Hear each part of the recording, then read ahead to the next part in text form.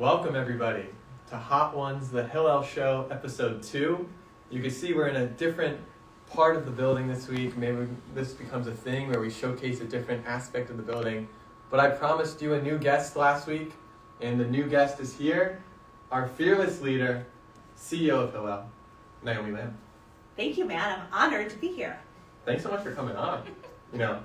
This is so great. Last week we had Rabbi, this week we have you. We have the two, dare I say, most important people in the building. Yeah, I don't know if I would agree with that, but Okay. our run's pretty great. Our one's pretty great, so are you though. That's true. And behind us, right before we get into the show, we have some art. This art comes from the Chicago Institute of Art out in downtown Chicago. This was made by some very special people in your life. It was. Can you tell us a little bit about each painting? I would love to. Thank you for asking. Yes, this painting on the left here with all of the abstract colors, I believe was made by my son Simon. I have 2 kids. Okay. Simon, he's 11, and Emmett, who is 8. So Simon made me that. And then the photo on the right with the stars and the fish, that was made by my niece Violet. Okay. My sister is also an Ohio State alum and was on the Hillel board actually when she was here. That's a flex. It is, it sure is. And so, all of these children are because of Hillel, if you think about it. Yes, and that sort of, leads us into, first we'll try the sauce and then we'll sort of get into the conversation. But I do want to hear about your time at OSU Hillel back in the day, from the years 2000 to 2004. Yes. That was not meant to age you at all. But Thank you. I wasn't even born while you went to school. Thank and you I for think pointing that is that so out. amazing. It's amazing. But you've been there forever. And I would love to hear about it. First, though, we want to sponsor our first sauce, Nando's Peri Peri sauce, medium. I was shopping in Lucky's Market. Shout out to the owner of Lucky's Market, who is Jewish. Don't know if he's tuning in today, but shout out to him. Thanks for selling such great hot sauces. He is Jewish. Oh. And he went to Ohio State. Oh, I didn't mean to say, yeah, I misspoke. He is Jewish. He went to Ohio State. Don't know if he's tuning in. Do we have a name? What? David Saltzman. David Saltzman. Yeah. What a great guy. So, David Saltzman, thanks for selling Nando's Peri Peri medium sauce. So, you have tofu. Yes. I have the chicken tenders. Yes. Both prepared by Chef Eric. Masterful. Give your one-word review of Chef Eric. Masterful. Masterful? I just gave it. Yes, Okay, perfect. and a great comedian. I just want to put out a caveat for anyone who knows me out there and is concerned about my stomach, as I am too. I have a very, very Ashkenazi Jewish stomach.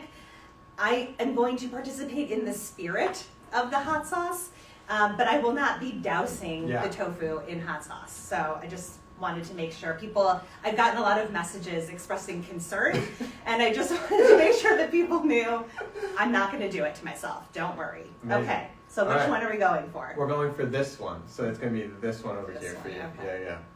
So, this is Nando's Peri Peri medium sauce. What does it smell like to you? Very garlicky. Like intensely garlicky. Intensely garlicky. Yeah. It doesn't smell like hot though necessarily. Yeah. I don't know. All right, so I'm gonna douse a little bit.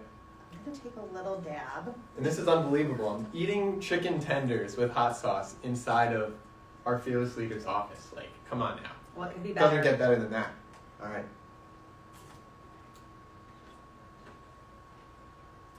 Not too hot. I think we're starting out pretty calm this week.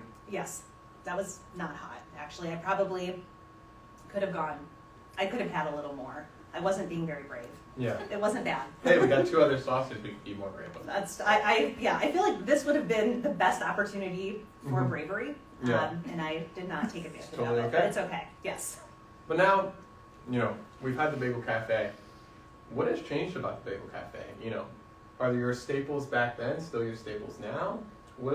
How has it evolved? That's a great question. It has evolved pretty significantly. I would say my staples back then are not my current staples, and that is just a reflection, again, of my stomach. Whereas at the time, my preferred order was a pizza bagel with the sauce on the side, actually. Okay. Sauce on the side. Sauce on the side, like a bagel with cheese, and Okay. the sauce on the side, I like the dip situation. Oh, you like the dip, okay. That was on a milk day, and then on a meat day, I ate meat, believe it or not, at the Wow. time, and the chicken tenders, Nothing better. Yeah. Literally nothing better than the chicken tenders. The chef's name, there were 2 different chefs when I was here. One's name was Jim, and he was just here briefly.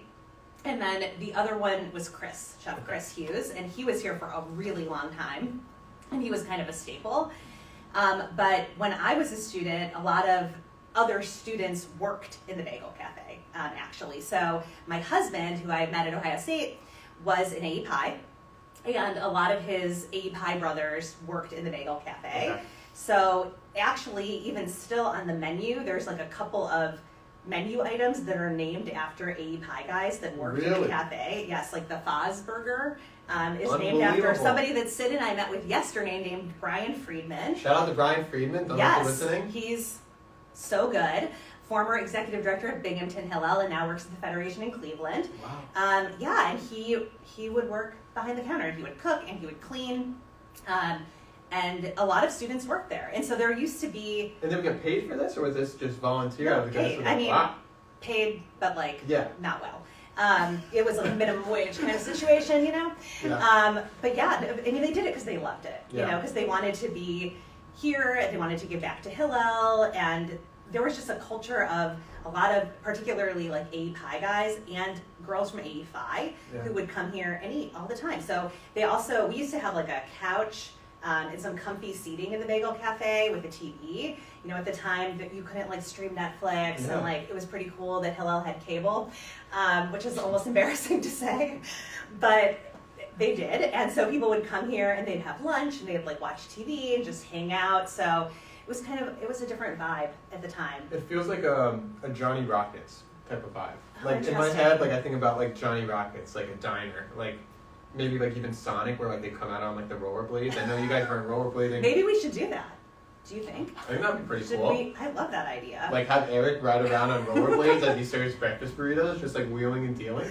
That's an incredible idea. Yeah. Yes, the innovation is happening here at Hot Innovation is happening right now. This is really good. And so let's get into our next sauce, and then I got another question for you, specifically related to innovation. We have another Nando's Peri Peri shout out. I want to give this one out to my brother. We went to London last year together, and he really wanted to go to Nando's in London. So they have this Peri Peri sauce. This is the hot one. So we'll see what the difference is between this medium situation and the hot one. That's the middle one. Yeah. It smells awfully similar. It actually smells exactly the same. I wouldn't hope, have known look, there was a difference. This doubles as not only, a hot sauce trying show, but also, get your best picks from us at home. Here we go. All right. Yeah, I'm scared. It's much hotter. Yeah. There's a difference there. Mm-hmm. I feel the cheeks getting flushed as the ginger in me is coming out. Yeah. Yeah. All right. The other one, like I'm just kind of touching my tongue with it because I'm too scared to really like ingest it fully, you know? And the other one really didn't burn. This one, you feel it. Yeah. Yeah. So speaking of innovation, you've been in the job for a little under 2 years at this point, and there's been a lot of amazing changes, amazing features to Hillel. I want to give a quick plug to Shabbat at the Shoe, happening on March 29th. 28th. 28th, thank you. 29th is Saturday, so you could observe Shabbat the day after. But, what's been your favorite program or change that you've seen happen inside of this building? And then, we just talked about the past a little bit. What's something that you're hoping to bring back? Well, actually, Shabbat at the Shoe was Okay. by far my favorite program from last year, especially after, it was an interesting time to come into this position. Yeah. I was here for about 2 months prior to October 7th, and we had big dreams of a lot of things that we wanted to do last year, and then October 7th changed everything. And after a hard first semester and part of the second semester, it was such an amazing experience to be able to bring so many Jewish students together and so many community members together to really express Jewish joy and Jewish pride and celebrate being Jewish and do it in the most iconic location. And that's what we're hoping to achieve again this year, and having the football players there and Brutus and the cheerleaders and a lot of non-Jewish community members and students too, and being able to feel that allyship too was really, really incredible. And I must say, the food was very good that night. Oh, I'm glad to hear it. And there weren't many leftovers, but I was able to get my hand on a couple slices of pie. And I remember that explicitly, how happy I was to eat that pie on the way home. I love that. Yeah. We're making a few, like, we're trying to make it even bigger and better this year. Cool. So we have a local rabbi, Rabbi Josh Warshatsky from Agudas Achim, who is like amazing. Gabi Steinman's favorite rabbi. Like, yes, Yeah. Gabi loves him. He's incredible. All the Ramah kids out there know Josh. Josh is a Ramah, Wisconsin guy. And he's going to come help lead Kabbalat Shabbat with his guitar. And he is really fabulous. People are going to love him. If you love Rabbi Aaron, you will love Rabbi Josh, because they honestly really remind me of each other with like the menshiness and like the magnetism of their personalities. They're both amazing. We get like an homage shirt, like Rabbi Josh, Rabbi Aaron, and like, you know, like those NBA Jam shirts. Yeah. You just have the two rabbis next to each other. Ooh, I love that. Yeah. Yeah, no, great idea. He's amazing. And we're trying to like spruce it up a little. So we're gonna have like a photo booth this year and a few other like fun things. But we are gonna have football players. That is, you know, committed. We are gonna have Brutus, and we're working on hopefully a few additional special guests as well. Fantastic. When I work, so interestingly, not only was I a student here, but this is my second time working here. Because I worked here after I went to Ohio State, and I was a program staff member, just like Jillian and Eitan and Paz and Shayna are now, and I actually sat in Paz's cubicle.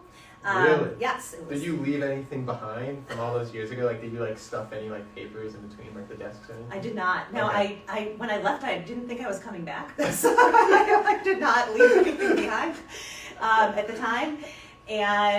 But I planned an amazing event that was like my favorite event. There was this API guy named Adam Van Hart. Shout out to Adam Van Hart if you are watching.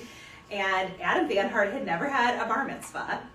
And so we decided we were going to throw Adam Van Hart a bar mitzvah. That's amazing. And so the rabbi at the time, who was our rabbi at the time? Oh, it was Edith Jackways. She helped him prepare for a bar mitzvah service. Wow. And he read Torah. It was amazing. His whole family came in. And then we threw him like, I had my bat mitzvah in 1995, so in my mind it's always like a 1995 bat mitzvah or bar mitzvah situation. What was the theme? Gotta ask what the theme was. Like, what was the vibes? He didn't have a theme, but like the vibes were very like, it was a throwback, you know? Okay. Like there was like when I got bat mitzvah, you like did slow dancing to like Boys to Men, you know, that kind of situation. Do you know Boys to Men? Are you familiar with them? The movie, there's not a movie. No, there's like Boys in the Hood. That's Boys in the Hood. No, Boys to Men. No, anyway, listen to Boys to Men. Okay, we're gonna change that. All right, cool. Literally, immediately following this, I'm going to play you a song since it's very, very sad. We're getting educated. Yes. Okay. So the things that we did probably won't resonate with you because you weren't alive, but it was great at the time. So I'm actually Aaron is working on planning a bar mitzvah. Yeah, which I'm really excited about. So hopefully we'll do the same thing. At your bar mitzvah, what was your theme? Mine was music, because my initials is ML, so music is life was my. Ooh, yeah. I love that. And so like each of them, like I gave out like guitar picks and like stuff like that. So it's pretty cool. That's amazing. Mine was shopping. So was each table a different retail store? Correct, yes. Okay. We like went to Bishop Place, the mall in Cleveland, and like got bags from all the different stores. And they had like tissue paper and balloons, and then everyone got a MasterCard for your like table, like to know which table you were sitting at. And my colors were teal and purple. I love it. It was amazing. All right, I'm very actually interested in this. I'm just gonna ask one more question about it. Like, you know, you have the cool kids at the table. Like, what was the cool kid?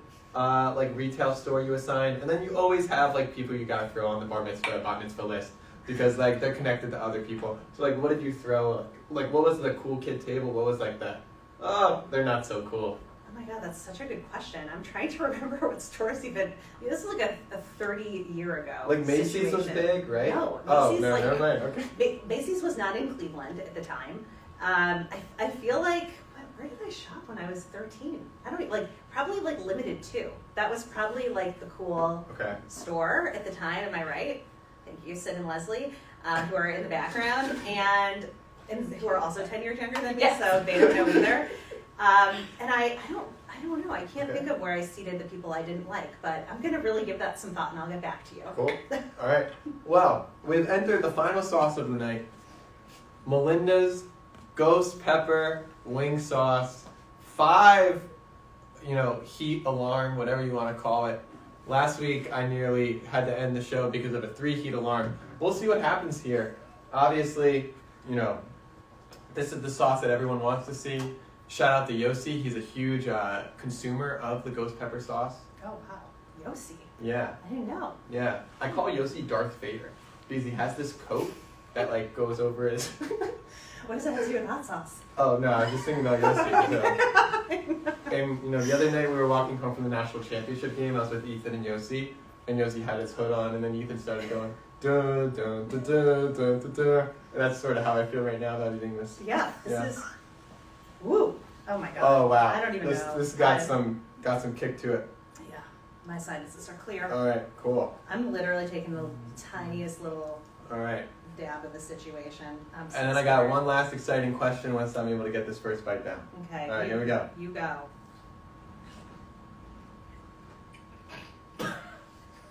It's horrible. Eric told me today how great the flavor is, and there is no flavor. I don't really see it. But while I'm struggling over here, the one piece of this that we haven't talked about was how you and your husband met, which I think is an amazing story. So, would love to hear it. Oh, thank you for asking. Yes. My husband and I did meet at OSU Hillel. And we actually met through a mutual friend who was my roommate at the time and is still one of my best friends today, Alana Teichman. Shout out to you. And she was in the Michigannotes, and Paul was also in the Michigannotes. And was Paul a baritone or an alto? Well, alto's a woman, isn't it? I was an alto when my voice didn't mature yet. I don't know. What was Paul? He was not a bass. Leslie, what other things? Tenor. Thank you. Yes, he was a tenor. He has a really great voice. He doesn't sing very often. I wish he would sing more, actually, but he sings very nicely. And he, like I said, he was in AEPI, and there were a lot of Michigannotes at the time in AEPI, and in Tri-Delt, and in 85s. We used to get these huge turnouts for the concerts. It was really amazing. But anyway, Alana introduced me to Paul, and we kind of hit it off. And then actually, Alana and I invited Paul to come back to Shabbat services with us on Friday night. That's a classic move right there. It is, yes. Got to see if they passed the Jewish test. Amen. Yeah. And I would have never lived up to the standards of Ethan Dobris, but I did lead conservative services when I was a student here. I was the conservative mission. So you invited a person of interest into your show. Were you nervous that day? I think I was, but also I felt pretty good about my service leading capability, Got it. And so he came, and then me and Alana ended up hanging. Alana was along for the ride, and actually she was for many years after that. Actually, she lived with us at one point. Really? Yes, she did. So the three of us hung out, and then Paul and I kind of started hanging out, and that was what happened. But Joan, who's still here, and at the time Susanna Sagan was here, and Joseph, and they all remembered the time when we started dating. So yes, we were both very active in Hillel as students. What was the first official date you guys went on? Paul, I think the first official date, because we just kind of were hanging out for a while, but he took me to AEPI date party. Okay. Actually, yes. Cool. And one of our friends, a friend of his who was also in AEPI, who was taking a friend of mine, decided that we should go to the Ocean Club, actually. Have you ever been to the Ocean Club? It's still around. Yeah, it's no, in Easton. Yeah. Okay, I had it. It's it's an expensive restaurant. Got it. Especially for a college student. It is not a place where you take a girl that you don't know that well or like not 100% sure. And Paul and I actually still joke about going to the Ocean Club on our birthday because he was so pissed at how much it cost. He was like really annoyed. He's like, I don't understand why we went here and why it cost so much. But, you know, it paid off in the end. So, and then I actually, between college and when I worked at Hillel, I lived in Atlanta for a year. I worked at a synagogue there as the youth director, and Paul's a couple of years younger than me, so he was still here. So when I came back and worked at Hillel, he was actually a student when I was a staff member, so that was like a thing. Like an HR thing. I mean, yeah, it was, but they knew when they hired me, you know, what I was getting into. All right. Yeah. Well, thanks so much for sharing. Thanks for coming on. Thank you for having me. And as we wrap up, any student advice that you have? You know, I gave Aaron the chance to give advice. Any advice you have to students out there? I think the advice I would give to students, I guess career related, is that your path is going to take a lot of twists and turns. So don't put so much pressure on yourself to think you need to know what you want to do today. And also that it is so much more, even though money is important and, you know, it is compelling to want to work in the corporate world. I am what you call a boomerang Jewish professional because I started in the Jewish world, then was in the corporate world, and then came back to the Jewish world. That'd be a good birthday present. Yeah. Boomerang. You're right. In the corporate world, you know, there's a lot of really amazing perks, and you know, it's great for a lot of people. I have never felt more fulfilled in my life than working in the Jewish community, and specifically working at OSU Hillel. So I would say, you know, really, there's nothing better than getting to do what you love every single day. So just figure that out and prioritize that over all else. Awesome. Well, thank you for tuning in. Shabbat, as is scheduled tomorrow, it's Champion Shabbat. But if you're not coming for Shabbat, always come in, eat a meal at the Bagel Cafe, breakfast burritos on me, and we hope to see you next week. Shabbat Shalom. Shabbat See ya. Shalom.